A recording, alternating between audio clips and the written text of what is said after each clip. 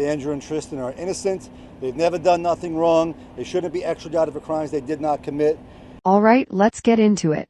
If you thought Andrew and Tristan Tate's legal team was going to find some slick political exit to pull them out of a U.S. federal hold, think again.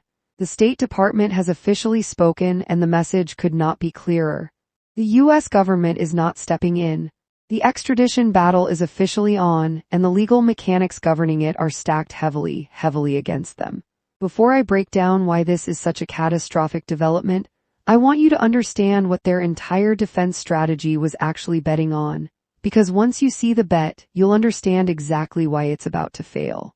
Immediately following their arrest by U.S. Marshals outside a Miami venue on July 18th, their lead attorney, Joseph McBride, came out swinging in front of every camera he could find.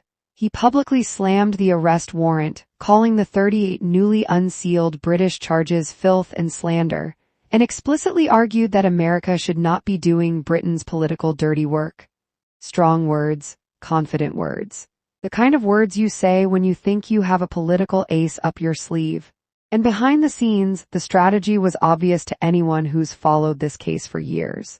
Try to reframe an international criminal extradition as an executive-level political dispute. Because if you can convince the public and, more importantly, convince people in power that this is political persecution rather than a criminal case, maybe someone steps in. Maybe someone picks up the phone. For years, the Tate brothers cultivated a brand built entirely around the idea of political untouchability. They aligned themselves heavily with high-profile American political figures. They built a massive audience within the online right. They repeatedly posted that their legal troubles were purely a product of, quote, the Matrix, or a supposedly weaponized justice system going after them because of their influence, not because of what they allegedly did. In fact, back in early 2025, right after Romania lifted their travel restrictions, Andrew Tate explicitly posted that the Tates would be free because of friendly political wins in Washington. He genuinely believed, and I think a lot of his fanbase genuinely believed, that being physically present on American soil surrounded by influential allies gave him an ironclad force field. Untouchable, above it all. That force field just completely disintegrated. And I mean completely.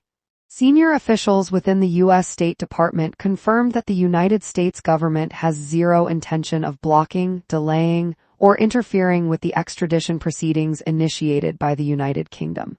Despite all the public appeals, despite all the legal posturing from McBride, the State Department confirmed Washington will fully honor its statutory obligations under the 2003 U.S.-UK extradition treaty.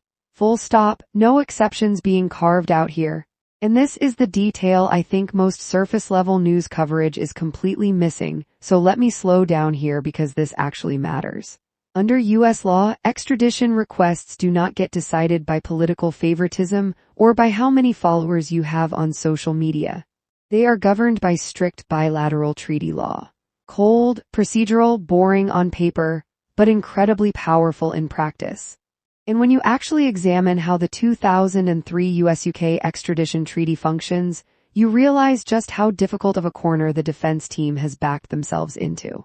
For an extradition request from London to be executed on American soil, prosecutors only need to establish 3 primary legal hurdles. Just 3: identity, treaty coverage, and dual criminality. First, identity. Proving that the men currently sitting in a Miami federal detention facility are indeed Andrew and Tristan Tate. That's not even a real fight. That's a non-issue. Nobody's arguing mistaken identity here. Second, treaty coverage. Proving that the offenses listed in the arrest warrant actually fall under extraditable crimes as defined by the treaty. Again, not really a contested point given what we're talking about. Third, and this is the big one, the principle of dual criminality. This rule states that the alleged conduct has to constitute a felony offense carrying a prison sentence of more than 1 year under the laws of both the United Kingdom and the United States. Both countries have to agree, essentially, that whatever you did would land you in serious legal trouble on their soil too. This is exactly where the defense's entire argument crumbles. The unsealed file authorized by the Crown Prosecution Service includes 59 total charges spanning from 2010 to 2017. Andrew Tate alone faces 42 counts, including 7 counts of rape, 3 counts of human trafficking for sexual exploitation, 3 counts of assault occasioning actual bodily harm, and 19 separate counts relating to indecent images of a child and extreme pornography.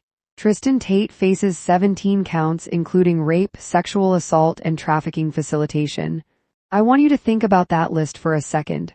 Rape, human trafficking, physical assault, child sexual abuse material. These are top-tier federal and state felonies across every single jurisdiction in the United States, without exception. There is no state in this country where these charges would be treated as a minor offense.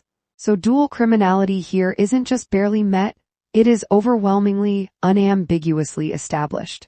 There is no legal gray area for a federal judge to hide behind, no technicality that throws this out based on the nature of the offenses themselves. Now let's talk about what actually happened when they walked into that courtroom, because the visual alone tells you everything about where their power has gone. When Andrew and Tristan Tate appeared in Miami federal court before U.S. Magistrate Judge Lauren Louie, the reality of their situation was laid completely bare. Gone were the luxury designer suits. Gone were the cigars. Gone was the entourage that used to follow them everywhere for content. They were brought into that courtroom wearing tan federal detention uniforms and heavy leg shackles. Their own attorney revealed to the court that following their arrest by U.S. Marshals, the brothers were placed in solitary confinement inside the federal detention facility. Solitary, the guys who built entire personas around dominance and control, isolated in a cell. Let's talk bail for a second because I think people assume with their money they can just buy their way out of this. Not how it works here. During extradition proceedings, bail is extraordinarily difficult to obtain. Under U.S. extradition law, there is a legal presumption against bail unless the defense can demonstrate what's called special circumstances. And when you look at their profile, massive financial resources, dual citizenship, an extensive history of international travel between the U.S., UK, and Romania, and on top of all that, years of public statements literally boasting about avoiding legal systems, federal prosecutors have an absolute textbook flight risk argument sitting right in front of them. Unless their legal team produces some kind of unprecedented argument nobody's seen before, they will likely remain behind bars in federal custody for the entire duration of this extradition process. Not weeks. Potentially the whole thing. So what can their defense team actually do now that executive intervention is completely off the table? Here's something a lot of people don't realize about how extradition law actually works, and it's honestly kind of wild once you understand it. In U.S. extradition cases, the defense cannot simply stand up and argue we are innocent to the U.S. magistrate judge. Extradition hearings are not full criminal trials. The American court does not weigh witness credibility. It does not decide guilt or innocence. That entire job is reserved for the trial court in London once and if they arrive there. The U.S. judge's only job is to determine whether the U.K. government has presented sufficient evidence to establish probable cause that a crime was committed. That's it. That's the whole scope. Because challenging probable cause in an extradition hearing is such a genuinely high bar to clear, the Tate's defense team is almost certainly going to resort to procedural delays instead. They can challenge the technical drafting of the extradition packet. They can file habeas corpus petitions in federal district court. They can appeal adverse rulings all the way up to the U.S. Court of Appeals.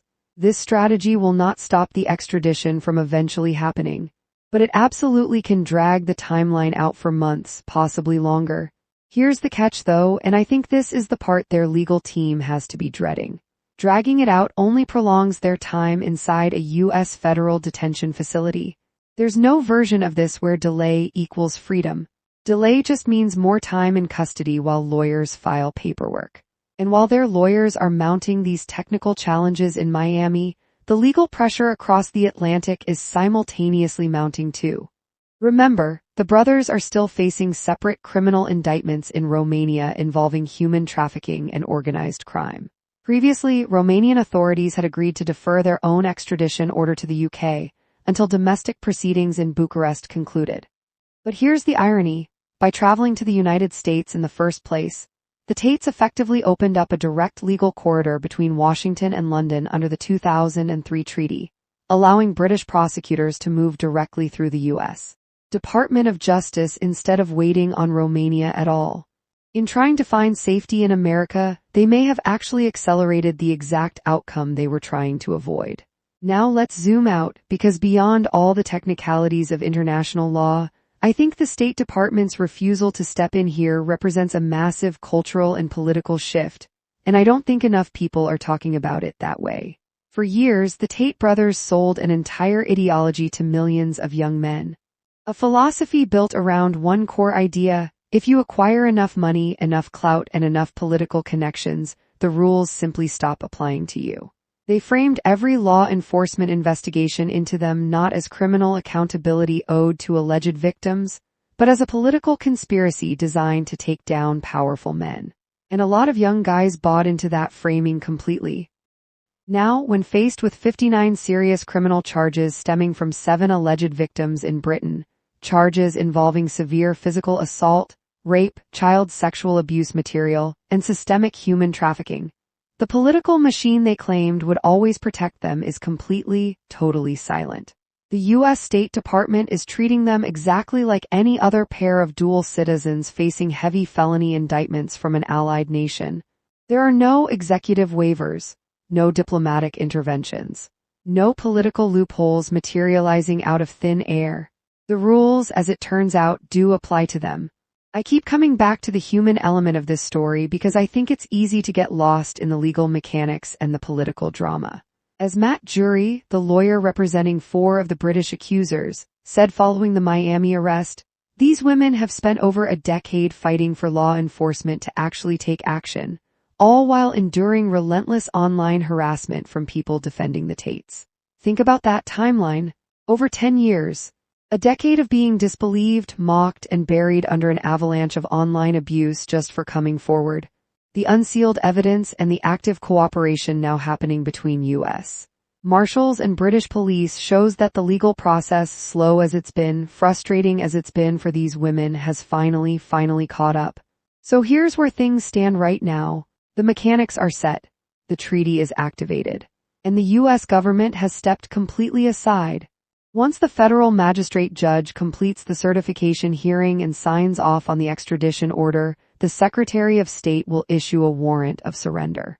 At that point, U.S. Marshals will hand Andrew and Tristan Tate directly over to UK law enforcement officers for a flight back to London, where they will finally stand trial at the Old Bailey, one of the most historic criminal courts in the world, a building that has seen its share of the UK's most serious cases.